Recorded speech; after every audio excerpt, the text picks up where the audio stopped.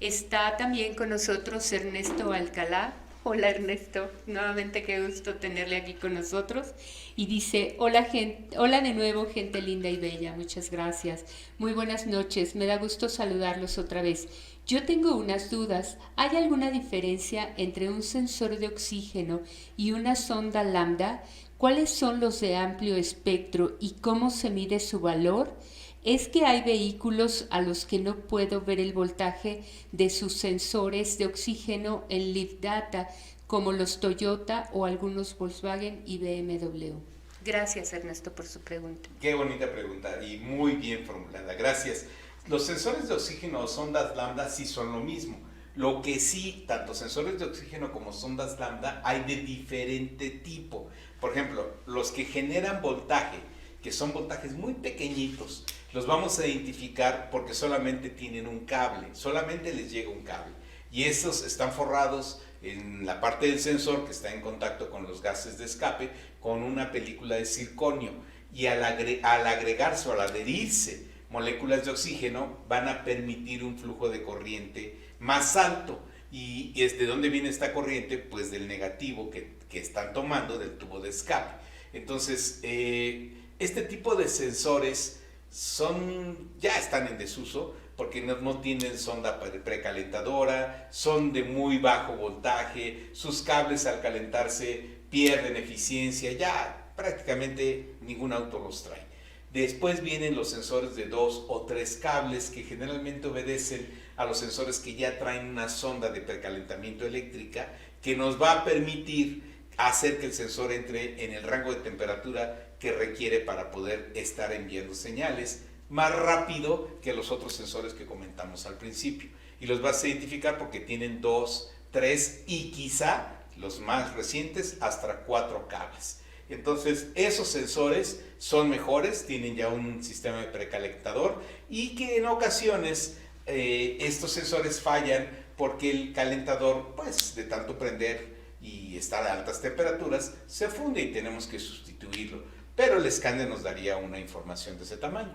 Ahora, hay los otros sensores, los últimos que mencionaste, que se conocen como los sensores de alta frecuencia, los sensores Air Fuel, A/F, aire combustible, o los sensores también, ¿cómo se les nombran? Ahorita me voy a acordar, alta frecuencia, aire combustible. Y eso los vas a reconocer porque tienen 5 o hasta 6 cables.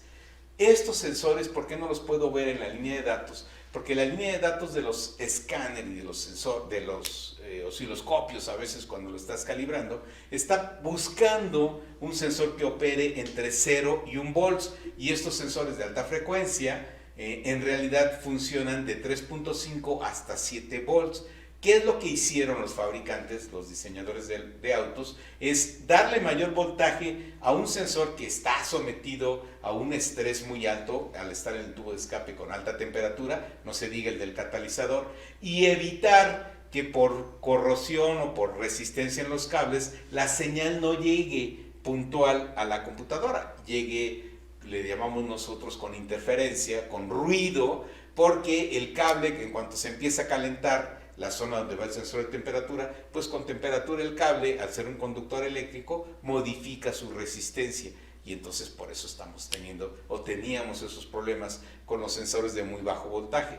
Estos de alta frecuencia lo resuelven porque aumentaron el voltaje, tienen incluso el sensor, tiene un microchip y tiene ahí una pequeña regleta electrónica para modificar, para amplificar, por eso se llaman también de esa manera estos sensores. Entonces, si estás buscando la línea de datos con tu multímetro, hay que irnos arriba de 1 volt, de 0 a 10 volts, si estás en el osciloscopio igual, y si tu escáner está buscando esa línea de datos por abajo de 1 volt, por eso no la encuentra, por eso no la ve, ¿ok? Y la frecuencia, o sea, aquí muchos de estos sensores, al tener ya una tableta electrónica, modifican, ya no voy a ver la señal como un voltaje firme y permanente, lo voy a ver ya en forma de pulsos como información, vamos a verlo pulsando. Entonces ese tipo de sensores, a veces la línea de datos hay que verla en hertz, la frecuencia con la que está pulsando, pero el próximo jueves, prácticamente el cierre del universo de los sensores está dedicado a esos sensores de oxígeno que parecía que son muy complicados, pero al revés, son muy simples de interpretar y de manejar cuando tenemos la información y la herramienta correcta.